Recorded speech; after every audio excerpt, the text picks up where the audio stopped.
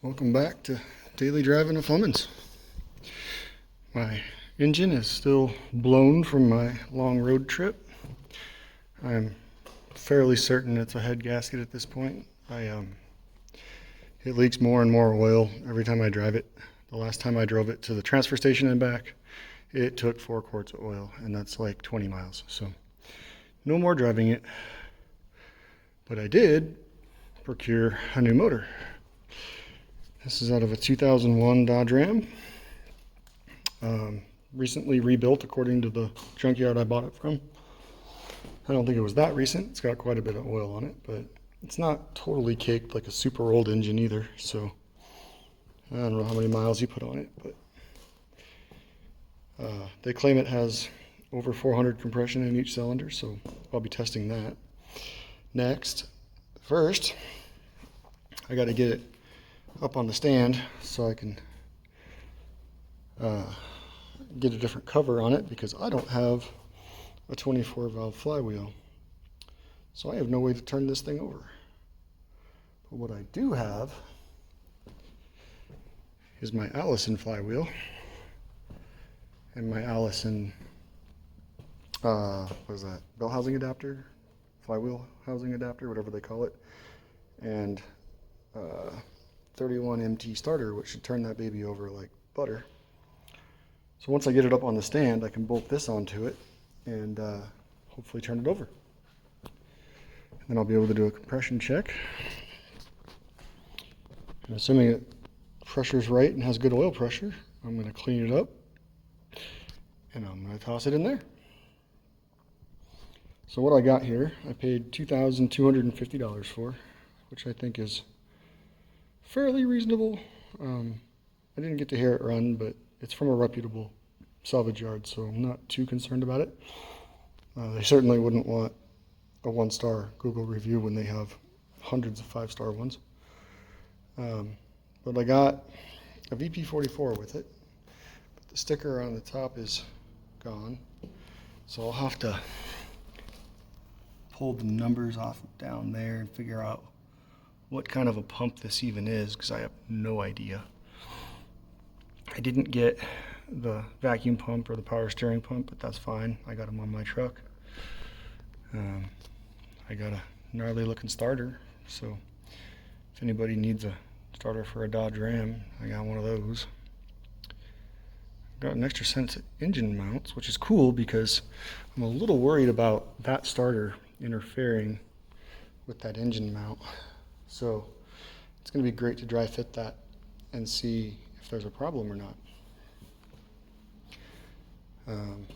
Other than that, I got another set of fuel lines, which actually look like they're in pretty decent shape. Yeah, probably better than mine. I might actually use them.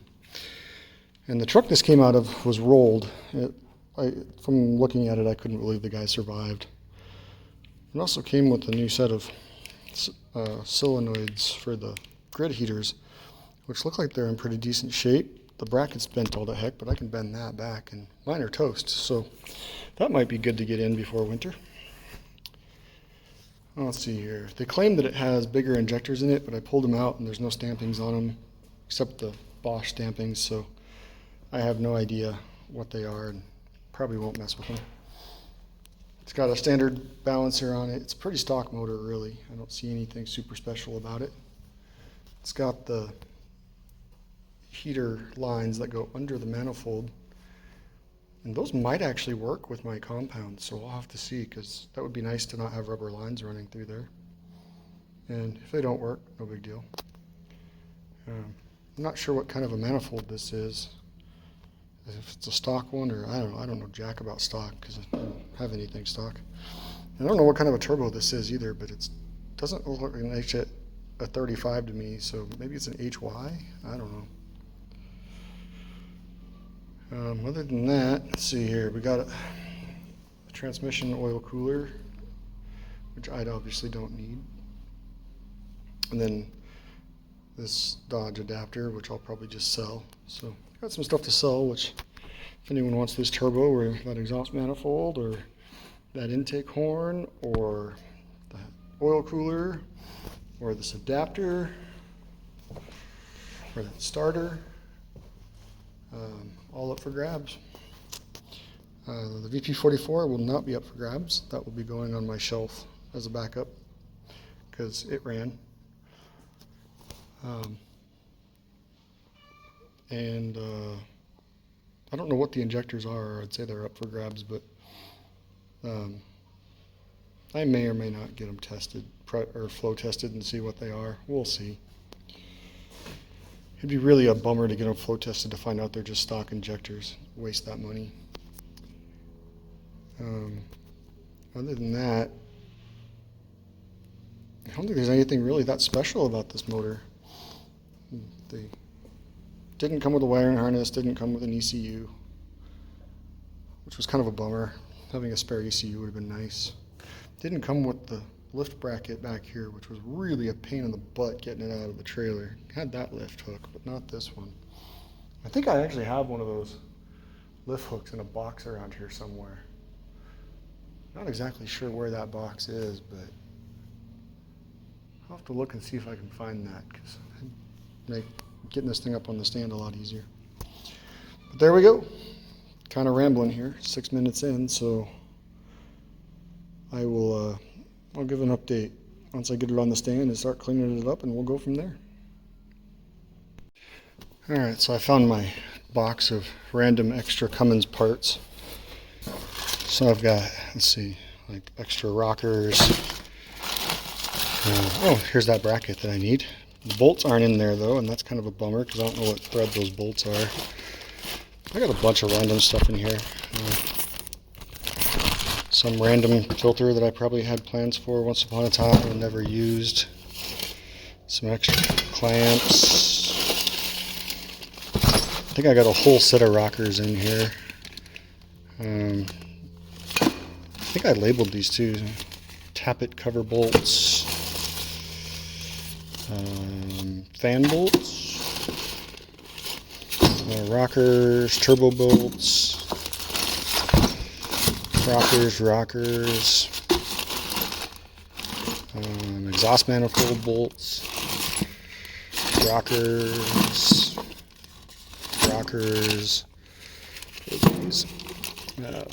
fuel rock guard.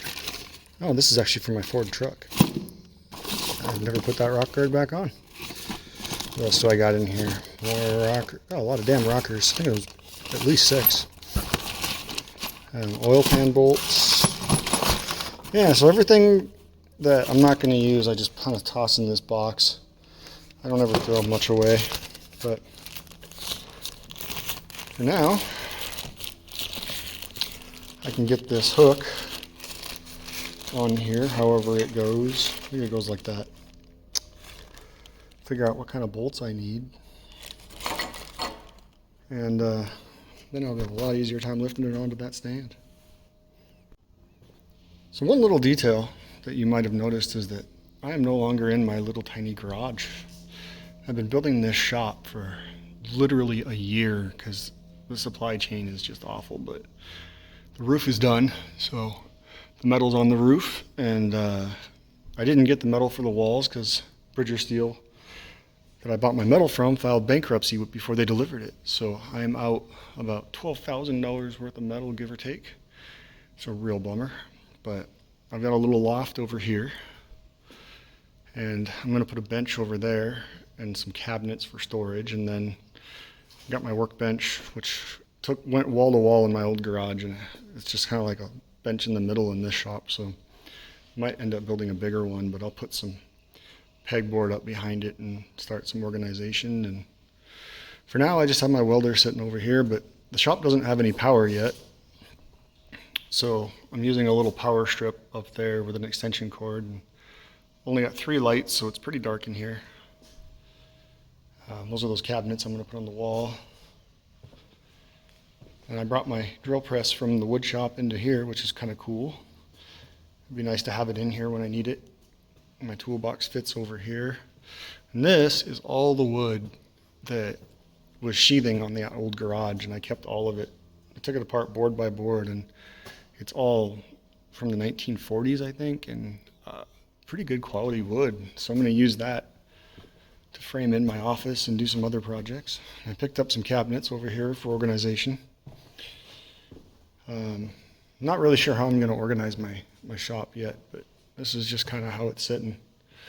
It's 30 feet wide, 56 feet long, so I can pull my truck in here and walk all the way around it and have plenty of room up here for a shop area to work on stuff. I just need more lights because it's really dark. And I have a little chop saw set up over here from building the shop. And then all of that wood over there is all the framing wood off of the old garage. So I've got a couple of perfectly straight 18 feet long 2x4s. Those are hard to find these days, barely any knots in them at all. And I got some roughly 14 footers. And I got a bunch of stud height ones, and I'll reuse as many of those as I can. I've already pulled all the nails and staples, and my wife was super helpful doing that. So my parts washer, and I have a loft that's 10 feet wide and 24 feet long, and I'm going to build my new office since I work from home up in that corner. Put a bathroom in the middle, and then the end over here is just going to be an open loft. My daughter calls it the hangout area. We'll see. Then I'm going to put my mechanical room over here underneath the loft. So I've got my air compressor sitting here that I picked up for $80 that I can't wait to get hooked up. And the only thing I'm really waiting on to hook that up is power to the shop. And I'm going to put my breaker box, I think, on the wall right here. So it's right next to the air compressor in the mechanical room and kind of central in the shop. I'll also put my hot water heater in here when I get it. Probably just go right on this outside wall so that it doesn't have to vent very far. And then I'm going to have another little room over here that when I frame in, eventually is going to be my electronics room where I have my soldering station and all that kind of stuff. But that's probably a long ways into the future. And that's where the plumbing sticks through, and I've got a conduit to run an Ethernet cable through for internet, and that's a little tour of my new shop as it sits. And hopefully over time I iterate on it and get the ceiling finished and get it insulated and all that good stuff. But for now I'm just tickled to have the shell up. And I got to figure out how I'm going to buy new metal for the outside walls, because I ain't refinancing my house again. Interest rates are crazy. So it puts me in a little bit of a pickle, but it is what it is. For now, I got to get my truck running. And that motor right there needs cleaned up. So, yeehaw. All right, so I figured out that these are M12 by 1.75, but I don't think this bracket's been on here for a long time because they were completely gunked up. So I got a tap out and cleaned them out. And now I just got to find some bolts. All right, and there she is. I think I even found the original 2 bolts off the engine this came off of in my little bin of bolts. So there she is, all tightened up. Now I got 2 hooks, so now getting her on the stand should be a heck of a lot safer, because before I was lifting it from that bolt, and that bolt was scary. Very, very scary. Well, my little Milwaukee 3/8 inch impact that is one of my favorite tools. It's just an amazing tool to have around, but it's a 2754-20 is really struggling to get these bolts out, just not breaking them loose. So I finally broke down and I went and bought his big brother. This is the Milwaukee, what is it, the 2767-20 half-inch impact. It is the Torque Test Channel's all-time winner, even against air ones. So I'm wondering if it's going to break these loose, or if I'm going to have to get really, really creative with a breaker bar. Because I've I've never had a hard time breaking these off before, but ready? Oh, that wasn't even a challenge. Sweet. So, onwards I go. All right, she's up on the stand. So I think that's where I'm gonna end this video and end the day, because now I can start taking things off of her that she doesn't need, and I can start cleaning her up. And I'm pretty excited about both of those prospects. So now that I got her up on the stand, it's easy to get a better look at it. A little bit of light might help. She's definitely got some grudge buildup down there. And